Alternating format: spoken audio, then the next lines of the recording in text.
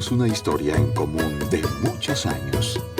Bienvenido a nuestro programa A las 9 con usted. ¿Qué tal, amigos? Muy bienvenidos sean aquí a su programa A las 9 con usted, con Jueves de Cine. ¿Está usted listo para conversar sobre cine? ¿Qué película vio recientemente? A ver, cuénteme usted, ¿qué película fue a ver que quiere compartir con todos nosotros? Hay interesantes películas en cartelera, ¿eh? Y bueno, ya está con nosotros Ana María Meyer, muy puntual. Es más, esta mañana me ganó. Yo llegué y ya estaba ella instalada y lista para conversar sobre cine. No cabe duda que es un aliciente, ¿verdad?, encontrarnos cada jueves aquí y conversar sobre cine, este tema que jamás ha faltado en 30 años de programa y siempre los jueves. Ana María, ¿cómo estás? Buenos días, Ana María. ¿Qué tal? Buenos días. Sí, es que el cine es finalmente parte de nuestra vida, ¿no? Es un amigo que tenemos al lado, es una manera de viajar, es una manera de también encontrarse con otras, dialogar con otros cabezas, con otras visiones de la vida, perspectiva de la vida. Para mí, sobre todo, bueno, el aliciente cultural es muy, muy importante, sobre todo hoy que vamos a tener también un ramillete de películas de otros lados, sí, que ya no son las naciones, sino más bien son las regiones del mundo o tipos de cinematografías estéticas también nuevas, y eso es lo que finalmente nos mueve a venir aquí y nos mantiene bien ocupaditos en la semana, porque no se puede acercar el fin de semana o el lunes o el martes sin que digamos, ay, tengo que ir al cine, sí, pero no como tarea, sino como placer de tener, de la ida al cine también tiene un objetivo, compartirlo con alguien, ¿no? Por Finalmente supuesto. Es en ese sentido formativo también. Por supuesto, y de pronto no tienes tiempo para ir al cine, sino es al mediodía, de pronto dices, bueno, me voy a comer al cine. O la de las 10 de la noche que sales como a la me ocurrió, 1 de la mañana. Como me ocurrió en la función de prensa, fui a ver Drácula, la historia jamás contada. A mí el género me encanta, pero hablaremos de ella en un momento más.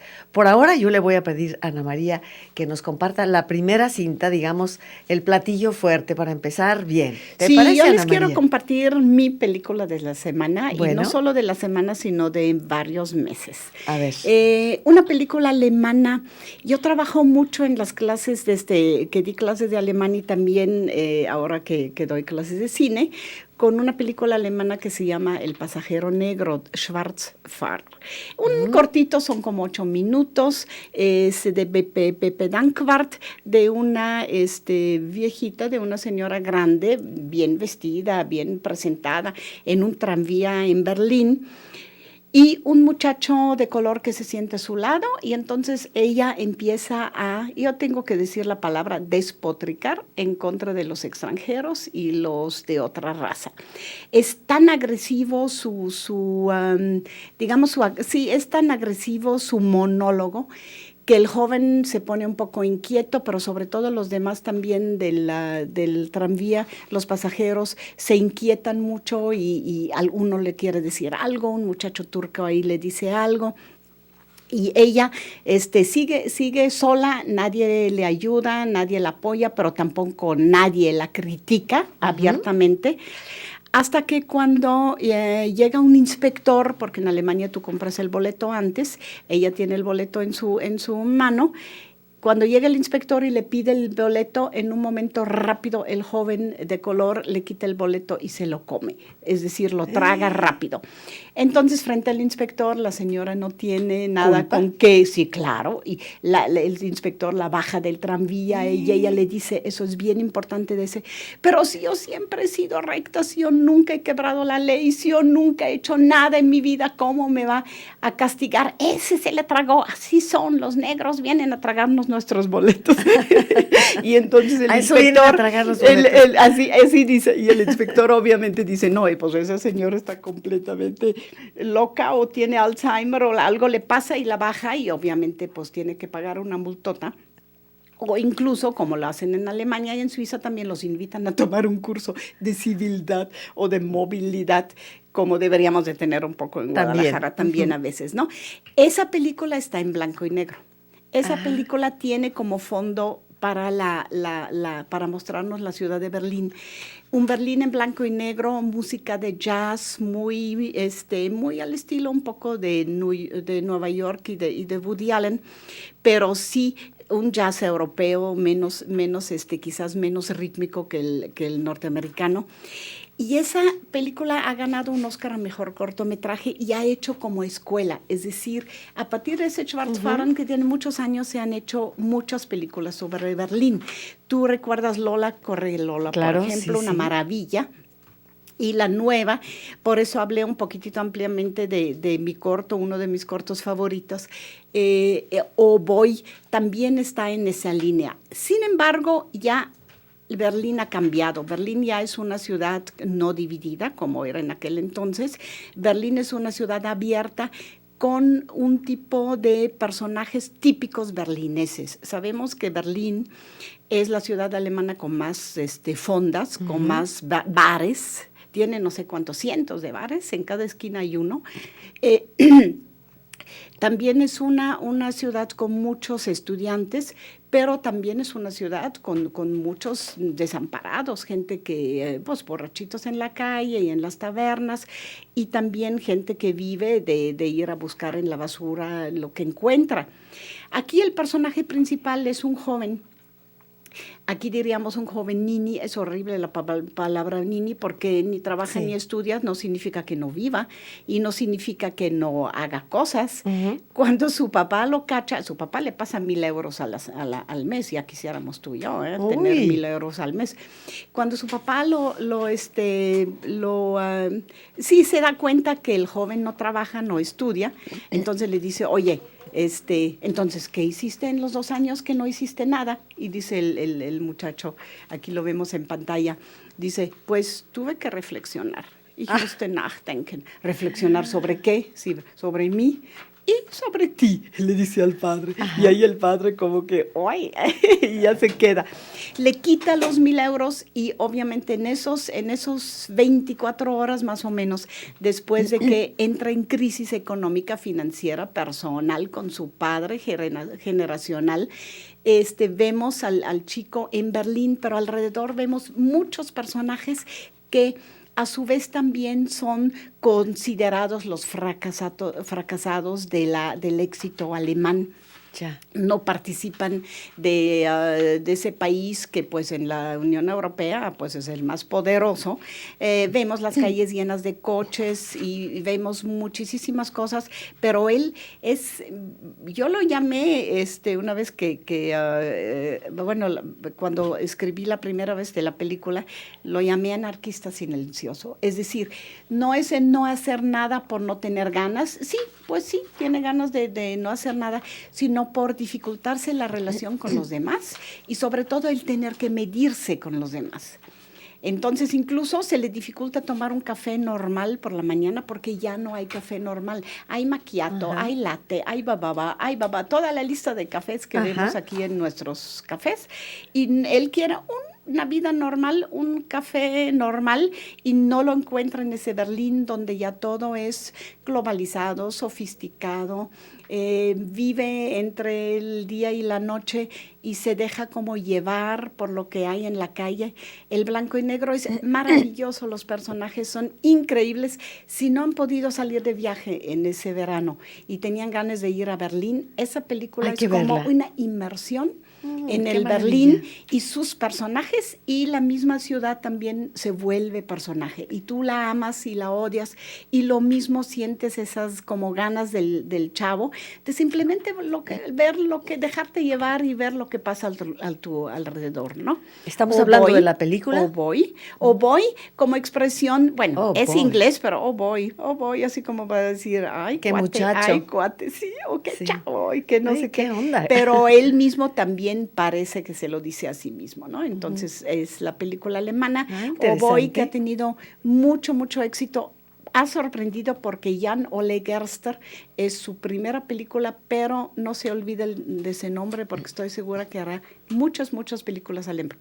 alemanas muy alemanas. buenas. Sí. Bueno, muchas gracias Ángeles Rodríguez, qué oportuna Ángeles, ¿verdad? En la producción que nos tiene listos los enlaces con estas imágenes, aprovechando la imagen, pues ahora que estamos en televisión y a través de las redes. Recuerde que su programa lo puede escuchar por la radio 96.3, 630M como de costumbre, pero también por C7 y también por redes Por sociales. televisión. Por televisión, Por sí. computadora. Por computadora Sí, también. por Entonces, digital. bueno, pues aprovechamos y tenemos en el cine pues esa grande ventaja de compartir con ustedes también las imágenes y muchas gracias por ello. Es la multiplataforma de C7. Bueno, quiero agradecer a Ángeles su tan eficaz producción que nos apoya enormemente, así como a Barcha y a Claudia, que hoy nos apoyan como siempre también en todo lo que respecta a lo que tiene que ver con este complejo híbrido de un programa de radio televisado. Seguimos siendo un programa de radio televisado, pero implica una mucha mayor producción, debo decirle, y enlaces y controles, y bueno, salimos al aire ya muy tranquilos, pero en general implicaba ya un gran esfuerzo, y yo agradezco a los compañeros. 30 30 53 50 para empezar, es el teléfono. ¿Quiere recomendar una película? Pues hágalo, 30 30 53 50. Tenemos también el teléfono de la oficina nuestra ahí en producción, 30 30 53 85, donde Roberto Rábago le va a contestar y él tomará su llamada. ¿Qué película nos sugiere? ¿Qué es lo que quiere comentar hoy con nosotros? Bueno, prepárese en este corte al que vamos, una tacita de café y regresamos en un momento para seguir conversando sobre cine. A las 9 con usted. Regresamos. A las 9 con usted. Continuamos. Y continuamos aquí en su programa a las 9 con usted, Jueves de Cine. ¿Qué le parece si este corte lo dedicamos a hablar de vampiros? Vampiros. Yo debo confesar que me encanta el género. Yo veo una película de vampiros e inmediatamente voy a verla. Me encanta el género. Pero por supuesto que después del Nosferatu de Murnau o el de Werner Herzog en el 79, difícilmente uno encuentra adaptaciones mejores, ¿no? Sabiendo pues que estas son las películas de culto, pues ya vas con cierto escepticismo, vamos a ver qué es lo que ocurre. Y en esta ocasión nos está presentando el Drácula Untold, la historia jamás contada de Drácula. Es la dirección de Gary Shaw, que es un cineasta islandés interesante, y por supuesto que en primer lugar destacaría como un aspecto muy positivo el aprovechamiento de los efectos especiales. Es sorprendente. Imagínese usted a un Drácula que vuela y que su manto y su ser entero se convierte en miles de murciélagos en un momento dado. O sea, los momentos son verdaderas construcciones plásticas en cada cuadro. Me parece bellísima la atmósfera oscura, poblada de murciélagos, esa historia del siglo XV que nos remite hasta el siglo XV con Vlad, el emperador Vlad, el empalador también, Vlad III. La historia es especialmente interesante, hay que leer un poco la historia de Vlad el empalador. ¿Qué nos aporta la película? ¿La vieron alguno de ustedes? No, ¿verdad, Ana María? Todavía no. Apenas fue la de prensa, el estreno de prensa. Sí, entonces pues no pudimos ir. Entonces tenemos, bueno, recordar la historia, las películas que sobre los vampiros se han hecho, maravillosas, y decirles qué es lo que aporta esta película. En principio, y este es un recurso que ya hemos visto muchas veces, es la precuela, es decir, ¿por qué Vlad el emperador, el empalador, se convierte en un vampiro? Esa es la aportación que hace. ¿Qué pasaba antes de que empezara la película que hemos visto siempre, donde llega Nosferatu en su barco y se encuentra a Mina? ¿Qué pasó antes? Y explican cómo Vlad, el emperador, que hacía alianzas en la historia, incluso con los turcos, con los húngaros, de pronto se ve amenazado por los turcos que piden que 1000 niños sean entregados para su ejército, y él se ve forzado a convertirse en un monstruo de las tinieblas para defender a su familia y a su pueblo. O sea, en principio están convirtiendo en un acto de heroísmo y amor a una criatura que de por sí es maléfica. Entonces no estoy muy segura que el vampiro le gustara que lo hayan convertido en un héroe de la bondad y el amor, que es la precuela que estamos viendo. Pero sin duda la película aporta, es una nueva visión, vaya, de el Vlad. El casting es muy afortunado, sin ser el gran la gran figura, guapísimo, Luke Evans, es estupendo, tiene una gran personalidad y da muy bien el papel. Me gustó mucho el casting, así como Sarah Gadon también decía los efectos especiales. Y quizá la crítica sería justamente esa alteración o ese convertir la esencia del mito en algo exactamente contrario a lo que siempre hemos entendido del Drácula, ¿no? La historia jamás contada. Son pros y contras de la película. Sin duda hay que verla. Esta producción que me parece que sí nos emociona de principio a fin y que habrá que verla todos ustedes. Repito, no hay quien haya superado el Nosferatu de Murnau, ni siquiera el de Werner Herzog, Ana María. Es una recreación, las dos, veo los dos como en distintos momentos y de distinta forma. Obviamente el Drácula de Murnau en blanco y negro pues se nos queda grabado. Claro. Es como la primera vez que leímos el libro también. Y luego Werner Herzog le hace un homenaje bello también, bellísimo. Con Isabella Gianni, maravillosa, como la joven, Mina. La joven Mina, y el gatito como el de Murnau también. Un poco lo que está pasando con el mito de Drácula, bueno, no está pasando de moda, eso está muy bonito. Y es uno de los libros más adaptados, el de Bram Stoker, de toda la historia del cine y de la adaptación literaria. Sí. Por el otro lado, sí, sus varias vertientes que nosotros sentíamos que se unían muy bien en ese Drácula que conocimos, el de Transilvania, el separado de su familia, el aristócrata, que creo que por un lado es el dolor de algo que contiene y que tiene mucho que ver con la crítica de la aristocracia, y por el otro lado el erotismo, también la atracción que tiene y siente por otros. Esas dos vertientes, cada una tiene como sus secuelas de películas, diría yo. Sí.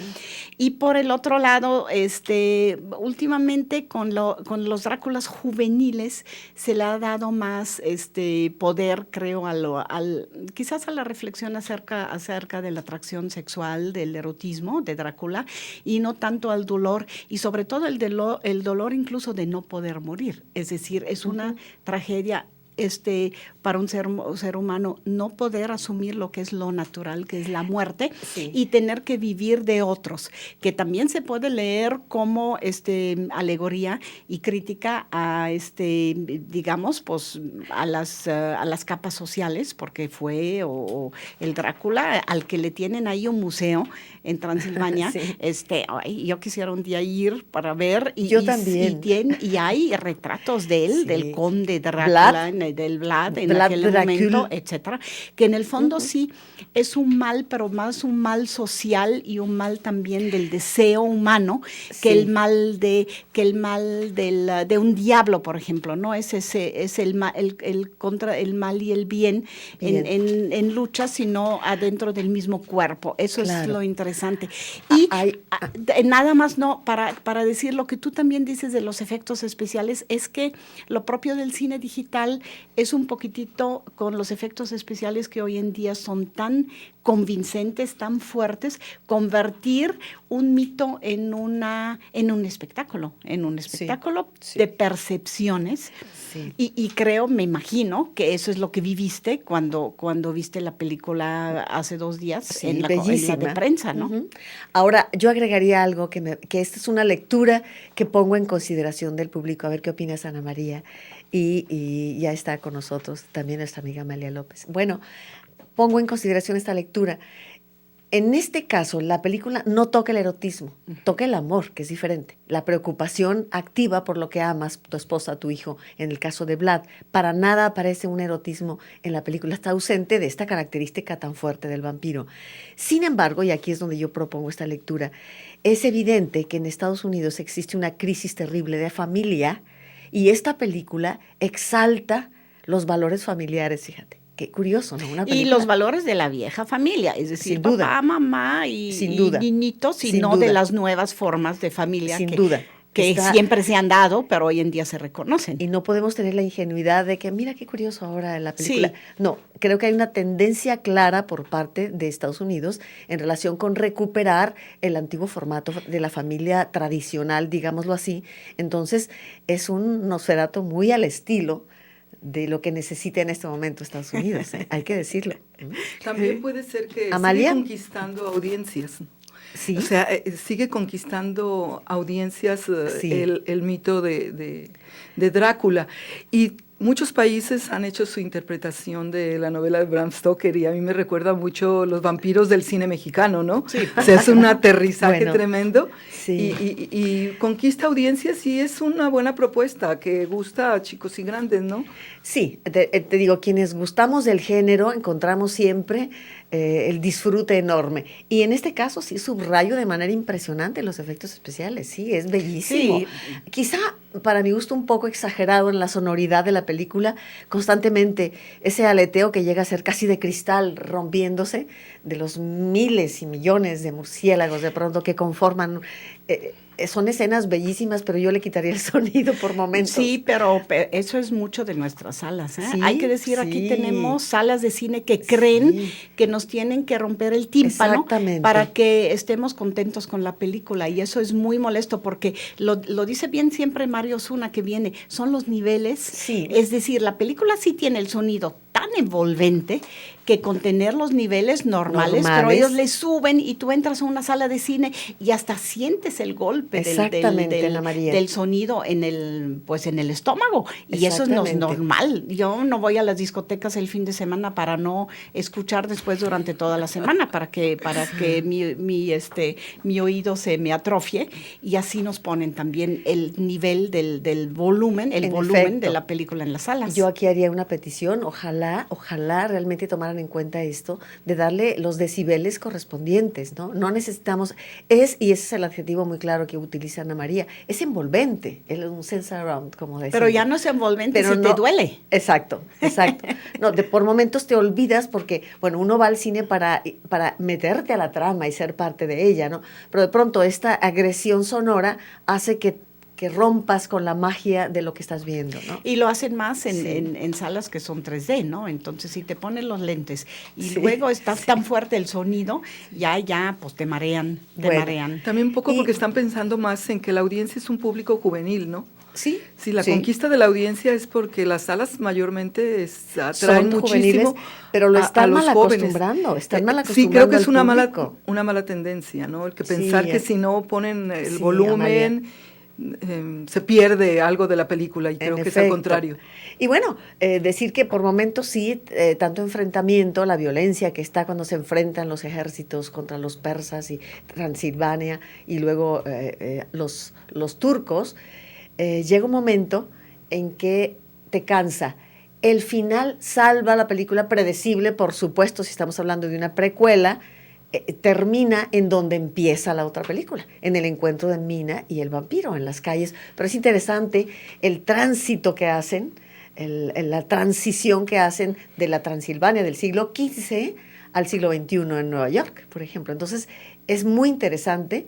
La película obviamente termina y nos está anunciando que volverán los mismos actores tal vez a una segunda y las secuelas, tal vez una tercera, qué sé yo. No estoy muy segura de que Bram Stoker estuviera de acuerdo.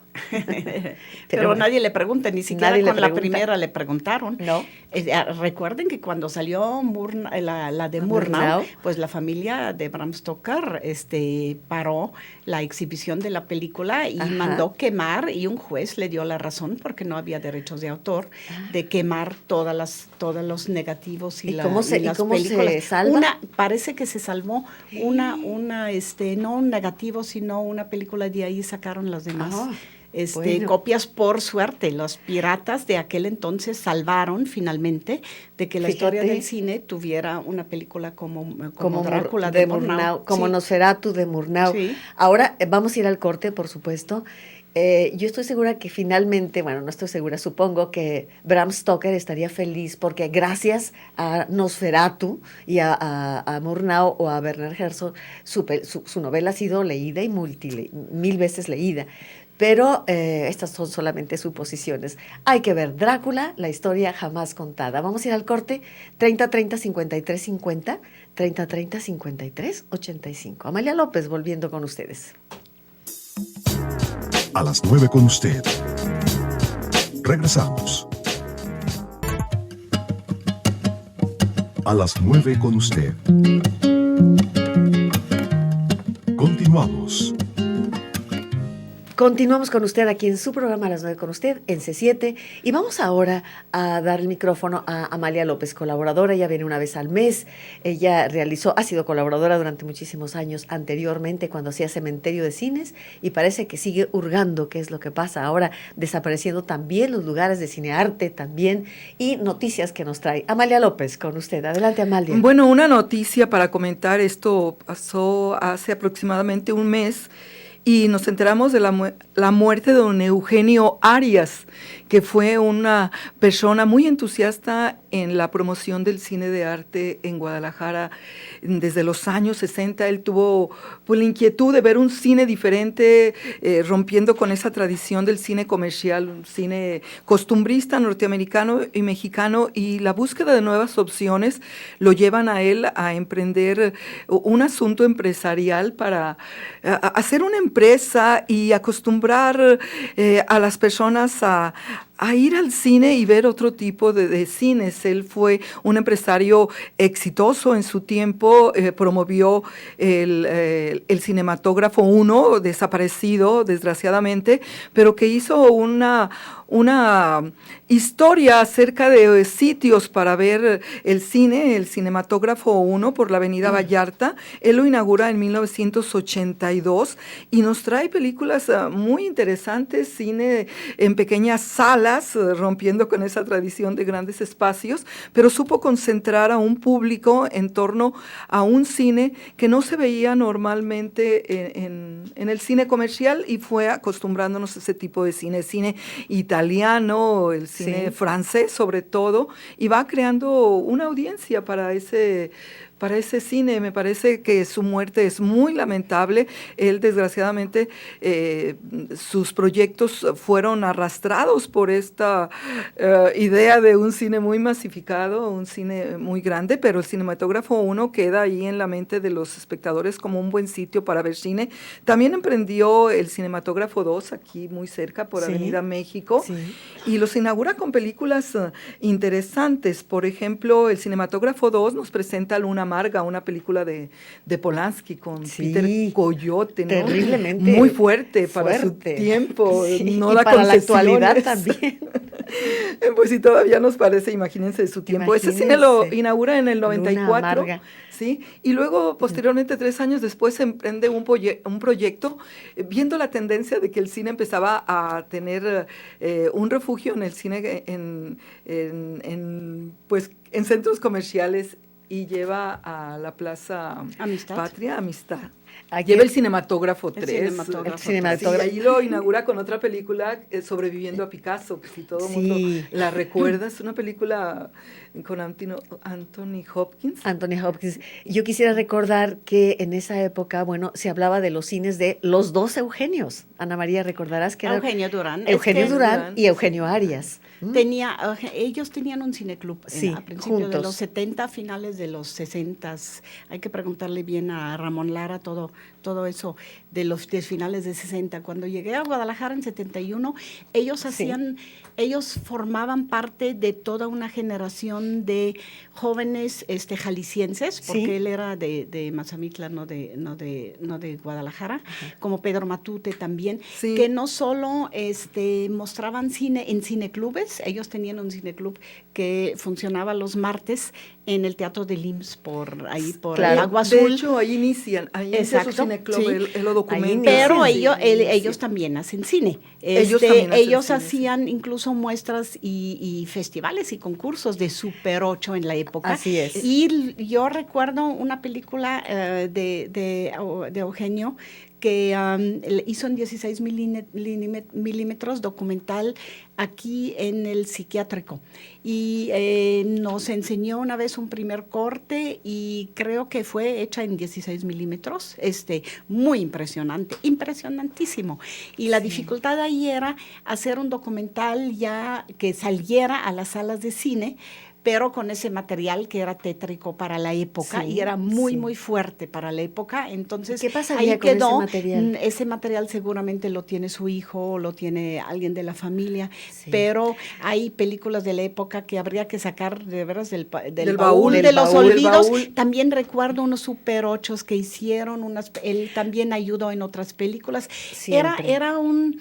Primero venía su pasión para todos ellos, primero venía la pasión por el cine, por hacer, por realizar, por ser cineclubes, y después pues se volvieron también empresarios. Y yo diría que fueron precursores en el empresariado, digamos, de cine de arte. Del cine de arte. Comprometidos con su pasión. No podría olvidar que nos patrocinó un tiempo Eugenio Arias, un programa que teníamos en Radio Juventud, Ulises Amayoa, Guillermo del Toro y tu servidora, Radio Cinema se llamaba, y un tiempo él estuvo como patrocinador de ese programita que teníamos ahí de sobre cine en Radio Juventud. También incursionó en programar cine en otros cines, por ejemplo en la Greta Garbo, en el Anglo, en la Casa de la Cultura Jalisciense, también se reunían ellos para su cineclub, en el Teatro Guadalajara del IMSS, en el Cine del Centro, un cine comercial. También ahí tuvo él incursión. La Luciérnaga, ¿no? El Cine del Centro. Y varios cines pequeños. Él programó. Y terminó teniendo su oficina en lo que era Cinema Acuario. En el Acuario. De Vallarta. En el fondo tenía su oficina así con una serie de muebles y de cuadros y obras de arte. Él es que empezó con el Acuario. Él empezó con el cine del Acuario. También, hay que decirlo. Estuvo por ahí. Y también la docencia. Él incursionó también en la docencia. Estuvo con Daniel Varela. Tuvo mucho contacto con los jóvenes. Desgraciadamente no lo pudimos entrevistar, pero él...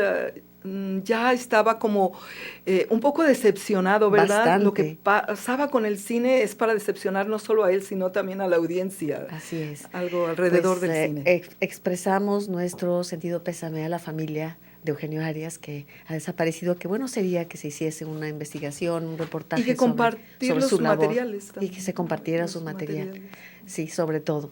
Bueno, ¿algo más, Amalia, por tu parte? No, algo que Ana María y yo vamos a comentar es acerca de la película La postura del hijo, que es una película, yo quiero comentar que esa película tenía mucho tiempo que no veía, en las salas comerciales puede ser más recurrente, en el cineforo ocurre menos, que las personas abandonaran la sala. ¿Y en esta sí? En esta película ¿Cómo? Abandonaron 3 parejas, 2 muchachas, 2 parejas, una joven y una adulta, abandonaron la sala.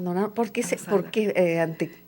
¿Cuál fue la situación? Tenían motivos para abandonarla. Es una película muy fuerte.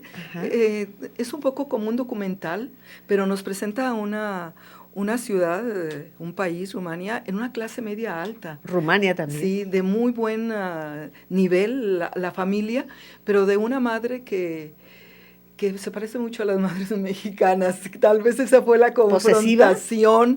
Sí, asume una postura respecto a los problemas del hijo, un hijo ya muy adulto, un hijo que vive separado ya de la mamá y que trata de poner límites a una relación familiar, y yo creo que ahí estuvo parte de la molestia y del abandono de las salas, ¿no? Ahí hay unas escenas, ahí está el hijo.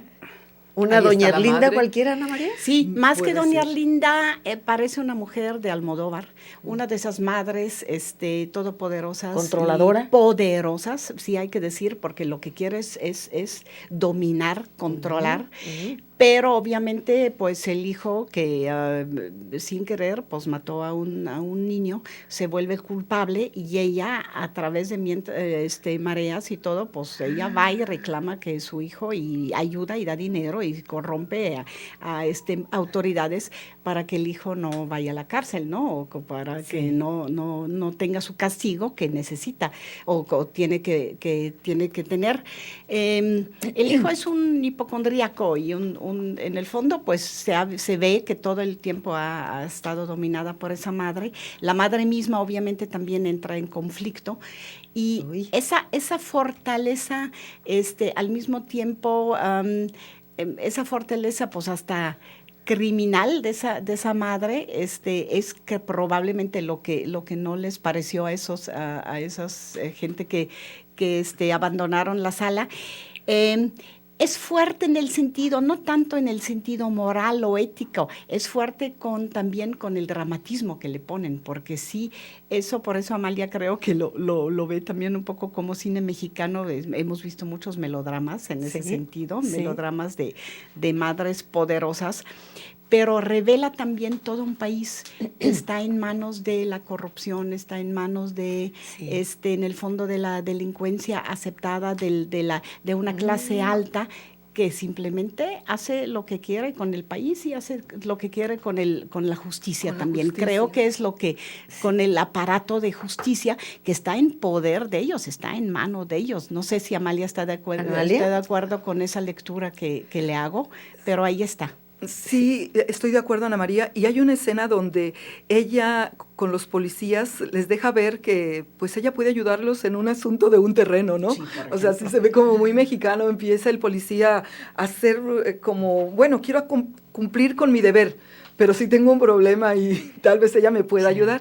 Hay una frase contundente, unas frases contundentes del hijo respecto a la madre, que valdría la pena que reflexionáramos sobre ellas y la cercanía. Hazte de un perro, le dice, ¿no? Sí, y de un hobby y de 3 cosas, le dice. Sí, hazte de un perro, de un hobby y de un amante. Y de un amante. Para que dejes de dominarme. De dominarme. Y también hace una crítica al hijo, le dice a la madre. Y ocúpate le dice, de tus cosas. Y también hay algo que le dice, a mi padre lo has borrado. Y quiero poner una distancia y conviene, por unas frases que dice ahí, conviene ir a ver la película. Es un drama psicológico. Ganó en Berlín y ha sido leído en Europa de veras como el retrato de un país sin padres. Y un retrato sin escrúpulos, y además en ese nivel como muy latino también, ese matriarcado que asume todo el poder, ¿no? La película es rumana. Es rumana. Sí. Es hablado en rumano. Es muy bonito escuchar el rumano porque sí nos notamos. Recuerda a nuestro idioma, ¿no? Exacto. Sí, claro. Muchísimo. Es lengua románica. Sí. Bueno, vamos a ir al corte. Regresamos en un momento. Tenemos otro invitado aquí. Entra en cartelera la película Perdida. Roberto Rábago nos hace una reseña sobre ella. En un momento volvemos con usted para seguir aquí conversando sobre cine. Vamos al corte y volvemos. ¿Y qué tal? A las 9 con usted. Regresamos. A las 9 con usted. Continuamos. Continuamos con usted hablando de cine y quiero compartirle la reseña que nos hace Roberto Rábago de la película Perdida, que entra en cartelera, Gone Girl. Es una película del director David Fincher, el autor del director del Club de la Pelea, así que se anticipa interesante. Este director, David Fincher, nos presenta una serie de situaciones que tras la desaparición de Amy van llevando al límite a Nick Dunne, el cual se convierte en el sospechoso número 1 del evento. Es un thriller, por supuesto, y está basado en la novela de Gillian Flynn, la película Perdida. Entre drama y thriller, un poco de humor tal vez, nos dice Roberto. Esta cinta te mantiene al filo de la butaca cada minuto con la incertidumbre de lo que sucederá escena tras escena. Es la sugerencia de Roberto Rábago, Perdida, Gone Girl, con el director David Fincher. Creo que, su filmografía es sumamente interesante, sorpresiva, y esto no será la excepción. Perdida, que entra en cartelera y que el filme estará en las salas a partir de hoy, de hecho, sí, ¿hoy qué es? ¿2 de octubre o 3? 2. Entonces, a partir de hoy. Esto es una buena opción y ya la comentaremos más puntualmente la próxima semana, Ana María, ¿les parece? Perdida, de David Fincher. Será interesantísimo. Claro, sí. Basado en la novela de Gillian Flynn.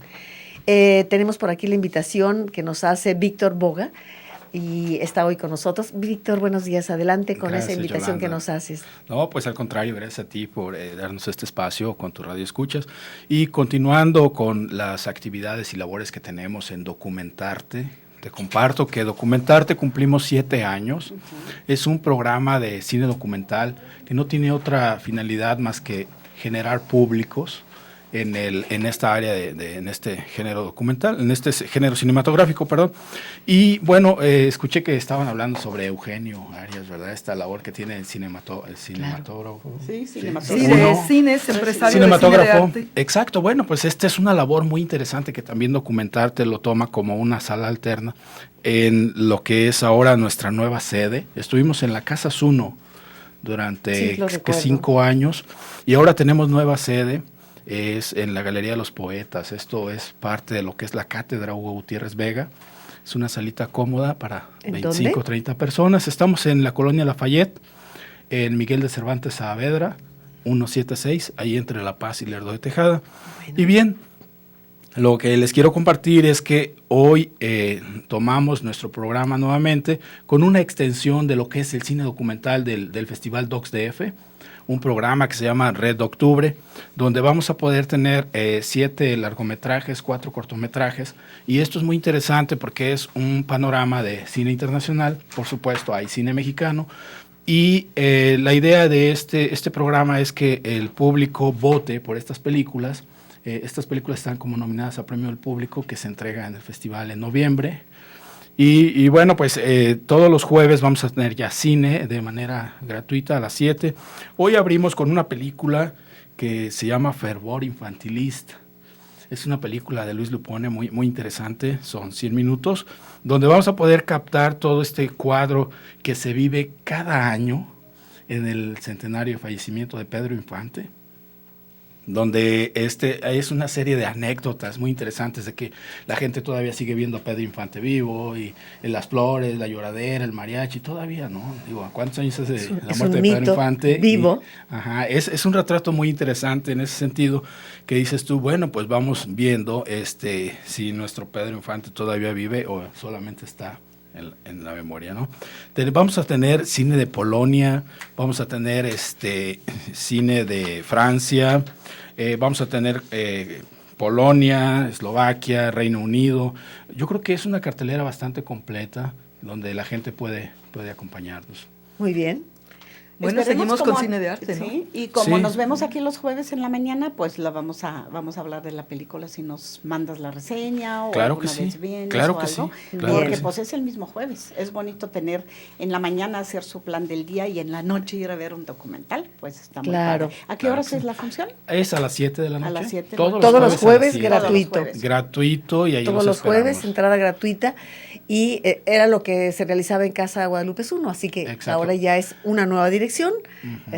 Miguel de Cervantes Saavedra, número. 176, Ahí estamos está. entre La Paz y Libertad, y Lerdo de Tejada, y comentarles que, bueno, ahí tenemos también cafecito, es la Galería de los Poetas, entonces la Bueno. van a pasar rico. Ah, Ahí qué los bien. esperamos. Interesante. Qué bien, Muchísimas interesante. gracias. Sí. Al contrario, Cecilia Delgadillo Hernández, anótenme, nos dice la comida de Tepa que está organizando Don Chon Barba en Tepatitlán. Les recuerdo que hay que llevar un platillo para compartirlo con todas las personas. Es importante esto, porque bueno, Don Chon está invitando a todas las personas, y también hay un cupo limitado. Me dice Ángeles que la lista ya es enorme, entonces ya las personas que hoy llamen, con mucho gusto las vamos a anotar ahí. Gracias, Cecilia. María Teresa, felicito al equipo, me gusta mucho el programa. ¿Cómo se llamó, por favor, la película de la madre dominante? Nos dice María Teresa. La postura del hijo. La postura del hijo. Y está en las salas de arte de Cinépolis, Centro Magno, Galerías y la Gran Plaza. Bien, Y Silvia véalo antes de que tenga los horarios de las 10 de la noche. porque Silvia suelen Partida, castigarlo. sí. No sabía que Guadalajara le debiera tanto a Eugenio Arias, dice que fue pionero empresario de cine de arte, dice Silvia Partida, claro. René Plasencia, ¿en qué sala están las películas? Bueno, hemos hablado de Esa varias. de Oboy y ¿Oboy? Oboy y la de la postura del hijo. está en esa, digamos en las que se tragan. Bueno. Todos los demás cines en los René centros Plasencia nos comerciales. preguntaba Sí. esto, tan fácil como consultar la cartelera, y también en la internet. Sobre todo, ¿no? Porque Sí. ya en algunos Ya no, periódicos qué ya pena. no están. Sí. recuerdo con nostalgia ese abrir las páginas y 2 páginas completas de cines. Gráficos hermosos. Señores de los periódicos, ¿por qué lo quitaron? Siguen las de televisoras, pero las de cine ya no. Qué no pena. pagan, es que no pagaron. María Salazar, felicidades al programa. Pueden darme la información de la comida del maíz. Domingo 19, en Tepatitlán, réplica de la comida que se hace aquí en septiembre. Don Chon Barba organiza, enviará 1 o 2 camiones para que las personas se den cita aquí en C7 y llevar y regresar el mismo día. Tepatitlán, domingo 19. Es importante preparar un buen platillo para compartirlo con todos los demás. Me encantan los programas de cine, nos dice Jorge Valencia, me encanta escuchar a todo el equipo. Bueno, qué bueno que así sea. Y bueno, Y tenemos más anuncios. más anuncios. El Cine Mura. El Mura. Freaks, una Freaks. película de Todd Browning, 1931, maravillosa película, fuerte también, de un circo, y todos los, digamos, freaks, todos los la gente diferente de capacidades, pero también físicamente diferente que hay en ese circo. Es una historia de amor, en el fondo, es también un homenaje al circo y es un homenaje a los que no somos tan normales como otros que se creen muy normales. ¿Cuál es la película? Porque yo recuerdo una película titulada Freak en singular, de un hombre que se enamora de su vecina, y él tenía ese problema de que te crece cabello en Sí, rostro. ese es posterior. ¿Ese es posterior? La de Freaks es 1931, ¿no? Es en blanco y negro, es una película muy... interesante. Pues sí, es una película de culto. Sí. Y ellos a las 6 de la tarde también es gratis y también es los jueves. También es así gratis, que, hoy. Pues sí, hay que decidirse entre el Mura y el documentarte. Yo creo que hay que ver las dos cosas, pero pues a ver cómo le hacemos. Pero están cerca, están cerca. Claro, Están somos cerca, vecinos. además. ¿Ibas a agregar el cine Sí, chino? el cine chino, hay un ciclo de cine chino que está por finalizar y aprovechen la última película que es hoy y mañana es pues el cierre de este ciclo de cine chino. La Espada del Dragón es hoy a las jueves con los horarios de las 3:50, las 6 y las 8:10 y mañana Las Flores de la Guerra en el Cineforo y se cierra el ciclo. Bueno. Y es interesante porque no tenemos mucha oportunidad de ver cine chino en Y Guadalajara. Creo que la tenemos de unas mañana, imágenes, ¿no, sí. Claudia? Por ahí del Espada Sobre del todo la Dragón. de mañana, sí. Ayer hubo Ahí también está. una animación muy vamos a ver. interesante. Vamos a pocas oportunidades hay Sí, de, de ver de cine apreciar chino, cine sí. chino. Y de bueno, ver chinos en el cine. y de- Hay una comunidad china muy grande ya aquí. Sí, a mí me encontré encanta. principalmente chinos en el Ahí cine. está, ahí está. Gracias, Claudia, las imágenes que nos están proporcionando. Siempre un tanto oníricas, ¿no? Recordemos el cine de Kawasaki, por Sí, ejemplo. sí, A y Kurosawa. el Kurosawa. no, pero pues aquel es japonés. Aquí Sí, estamos sí. en cine chino, son muy diferentes, ¿no? Sí. También el cine chino también tiene mucho los rituales, el duelo, por ejemplo. Aquí también vemos tiene actores muy interesantes. Por el otro lado, Sí. la película de Zhang Yimou de mañana, pues Zhang Yimou hizo El Héroe, hizo películas como muy grandes, rituales, películas estéticamente muy fuertes, pero también hizo un cine Mira. muy tranquilo de gente de campo que vive su vida diaria. Aquí vemos el gran cine chino con Sí. sus rituales, ¿no? Sí, es El espectacular. bueno, el malo Sí. Espectacular y historias pequeñas también alrededor. y el feo. También. Bueno, malo y el feo. En la visión china del bueno, el No es el malo. spaghetti western, sino que es el noodle western. El noodle Entonces, western. algo así. Ahí Chino. está. Sí. Bueno, pues aunque Otra invitación, ¿Sí? Yolanda, es Sí, que Amalia. a partir del sábado de la próxima semana, 11 de octubre, empieza el Foro Internacional de Cine de la Cineteca Nacional, que viene a la Ciudad de México, entonces Sí. hay que aprovecharlo y ver buen cine. Bueno, pues aunque usted no lo crea, todo cupo en un jarrito, sabiéndolo acomodar, y ya ves qué interesante, que algo más que agregar, te sobró tiempo. No, al contrario. Nos que faltó un apoyen. pequeño clip que nos mandan de Letra 1, que es un pequeño, es un pequeño audiovisual que hicieron para niños de promoción de la lectura. Creo que son 30 segundos, no sé si les parece que cerremos favor, con sí, eso, sí, supuesto. porque también excelente. es algo audiovisual y nos invitan a Letra 1, a las Casa Clavijero, Mónica Márquez y todo su gran equipo. Sí. Ah, mira, 20 segundos sobraron, suficientes Sí. para darle las gracias en nombre del equipo de las 9 con usted, Ángeles Barcha, Claudia y su servidora. Gracias por habernos acompañado, Ana María, Amalia, nuestro invitado de hoy, que nos da muchísimo gusto que haya estado con nosotros, Víctor Boga, y a cada uno de ustedes por acompañarnos, muchas gracias. Le esperamos mañana viernes, tenemos mucho más para compartir aquí en esta cita que tenemos diariamente a las 8 de la mañana en su programa A las 9 con usted. Por hoy es todo. Gracias y hasta la próxima ocasión. Por tu compañía hoy en nuestro programa A las 9 con usted. Gracias.